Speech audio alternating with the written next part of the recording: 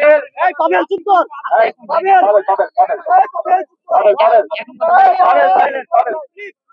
আমরা সাত কলেজের প্রায় 23 জন প্রতিনিধি আমরা শিক্ষা মন্ত্রণালয়ে গিয়েছিলাম।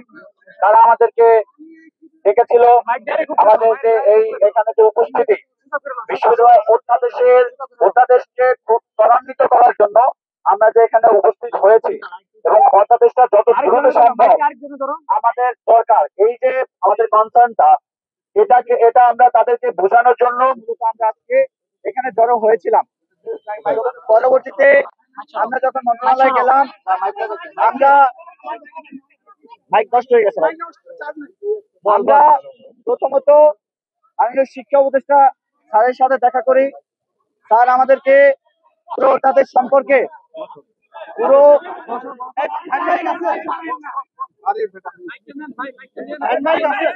নষ্ট হইতে দাও না।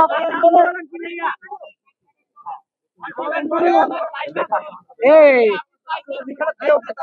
বল বল। লাইভ চলতেছে, কন্টিনিউ করো। আচ্ছা ভাই, আপনারাই তো বলতেছেন আবার শোনা যায় না। তো আমরা যখন শিক্ষা উপদেষ্টা স্যারের সাথে কথা বললাম, স্যার আমাদেরকে বিভিন্ন দিক নির্দেশনা দিলেন যে অধ্যাদেশ আসলে কতদূর রয়েছে, এবং স্যারের পিএস তার সাথে আমরা দেখা করেছি, এই জন্য আমাদের সময় লেগেছে। পিএস আমাদেরকে যেটা নিশ্চিত করলো যে ভাই অধ্যাদেশ প্রায় 80% অধ্যাদেশের কাজ হয়ে গেছে, এটা তারা আমাদেরকে নিশ্চিত করেছে। এবং তারা যে অধ্যাদেশের যে রোডম্যাপ, সেই রোডম্যাপের কাগজে দেখিয়ে আমাদেরকে বলেছে যে সত্যিকার অর্থের অধ্যাদেশের দ্বিতীয় ধাপে আমরা রয়েছি, এটা ঠিক। কিন্তু অধ্যাদেশ দিতে এই দ্বিতীয় ধাপটা হচ্ছে সবচেয়ে লং ডিউরেশনের ধাপ। এই ধাপটা হচ্ছে কেন লং ডিউরেশন, আমি যদি একটু ব্যাখ্যা করি। ইমেলের যে বিষয়গুলো, ইমেল প্রায় 6000 ইমেল আমাদের এখানে সাবমিট হয়েছে। এই ইমেলটা বন্ধ হয়েছে গত বৃহস্পতিবার। এরপর শুক্র শনি, আজকে আজকে সোমবার, মাঝখানে ছিল রবিবার। এই 2 দিন হচ্ছে অফিস ডে। এই 2 দিনে 6000 ইমেল, মানে 6000 পেজ ইমেল পড়ে শেষ করা আদৌ সম্ভব কিনা, এটা তারা আমাদেরকে বলেছে। বাবা বলো তো যে 6000 ইমেল 2 দিনে তুমি পড়ে শেষ করতে পারবা? তাদের জনবল সংকট রয়েছে। তারা চেয়েছিল 2জন ব্যক্তি এখানে নিয়োগ করে ইমেল গুলো পড়াবে, কিন্তু তারা আমাদের কনসার্ন দেখে, আমরা যে খুব বেশি ভুক্তভোগী এটা তারা ফিল করে 5 জন জনবল এখানে নিয়োগ করেছে, এবং তারা নিয়মিত এই ইমেল গুলো পড়ছেন।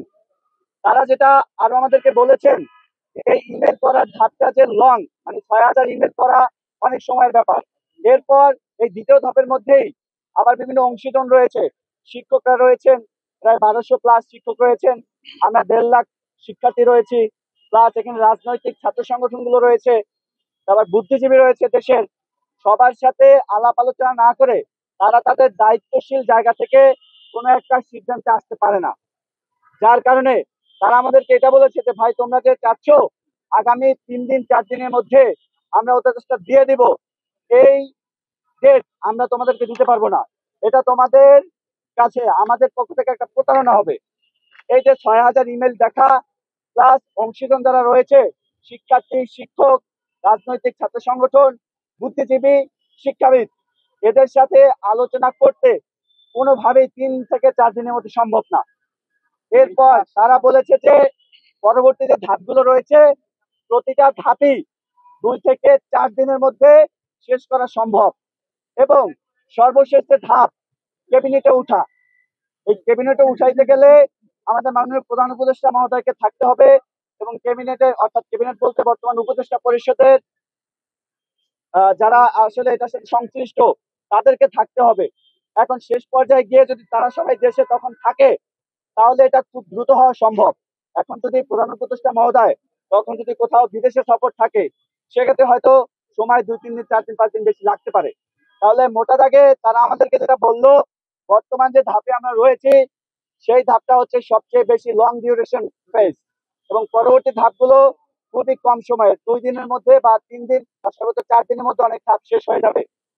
এখন লাস্ট যে ধাপটার কথা বললো, উপদেষ্টা পরিষদে এটা পাস হওয়া এবং রাষ্ট্রপতির সিগনেচারের মাধ্যমে অধ্যাদেশ হয়ে যাওয়া, এই ধাপটা হচ্ছে মানে এই ধাপটা হচ্ছে আরেকটা হচ্ছে বড় ধাপ, কিন্তু বর্তমান ধাপের চেয়ে অনেকটাই ছোট। তো আমরা তার কাছ থেকে আলটিমেটলি যে জিনিসটা জানতে চাইলাম যে স্যার, আমরা যদি পার্সেন্টেজ হিসাব করি আমাদের অধ্যাদেশ হওয়ার কাজ কতটুকু হয়েছে। তিনি বললেন এই লং ফেজটা যদি হয়ে যায়, এই লং ফেজটা হয়ে গেলে তুমি ধরে নিও তোমার 80% অধ্যাদেশের কাজ হয়ে গেছে। এখন আমরা বিশ্ববিদ্যালয় পর্যায়ে পড়াশোনা করা শিক্ষার্থী, আমরা সবকিছুই বুঝতেছি যে এতগুলো ধাপ, আমরা যেভাবে বলতেছি আগামী 3-4 দিনের মধ্যে অধ্যাদেশ দিয়ে দেওয়া, সেটা তাদের দায়িত্বশীল জায়গা থেকে করা সম্ভব হয়ে ওঠে না। আসলেই শিক্ষা উপদেষ্টা মহোদয় জনাব সিআর আবরার স্যার, উনি খুবই অমায়িক একজন মানুষ। তার জায়গা থেকে সে আমাদেরকে বলেছে, বাবা আমাদেরকে ভরসা করতে হবে, আমরা কোনো রাজনৈতিক সরকার না, আমরা অন্তর্বর্তীকালীন সরকার, আমরা জনগণের জন্যই কাজ করছি। এখন তোমরা প্রেশার ক্রিয়েট করছো, অবশ্যই এটা বজায় রাখতে হবে, তাহলে কাজটা হয়তো আর একটু তাড়াতাড়ি হবে। কিন্তু তোমরা এমন কোনো পরিস্থিতি সৃষ্টি করো না যাতে আমাদের জন্য কাজ করতে অনেকটা বিড়ম্বনায় পড়তে হয়। সুতরাং আমরা আলটিমেটলি আজকে তাদের কাছ থেকে এইটুকু আশ্বাস পেলাম যে অধ্যাদেশের 80% কাজ এই ফেজটা শেষ হলেই 80% কাজ হয়ে যাবে। সুতরাং এখানে শিক্ষার্থী যারা রয়েছে এবং আপনার সাংবাদিক বৃন্দ যারা রয়েছেন, আমাদের ভিতর থেকে মেসেজ এটাই যে 80% কাজ প্রায় শেষ আমাদের অধ্যাদেশের। আর আরেকটা বিষয় হচ্ছে যেটা আপনাদেরকে আমরা এর আগেও ইনফর্ম করেছি, আমাদের মধ্যে 2 জন আহত রয়েছে।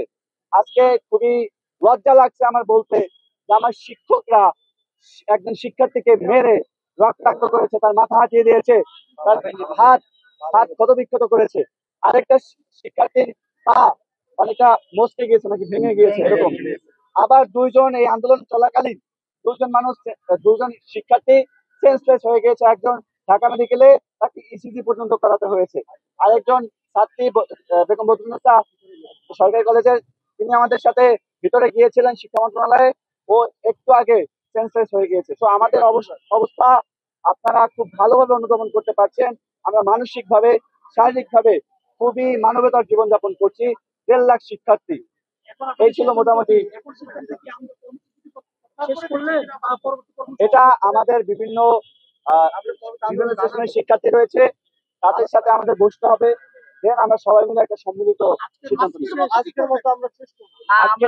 হ্যাঁ, আমরা আমরা আজকের মতো শেষ নাকি আমরা আরো স্টে করব, সেটা আরেকটু আমাদের আলাপের বিষয়। তবে মনে হয় না যে আজকে থাকার খুব বেশি প্রয়োজন রয়েছে। এটাই তো বললাম যে মনে হয় না যে আজকে থাকার খুব বেশি প্রয়োজন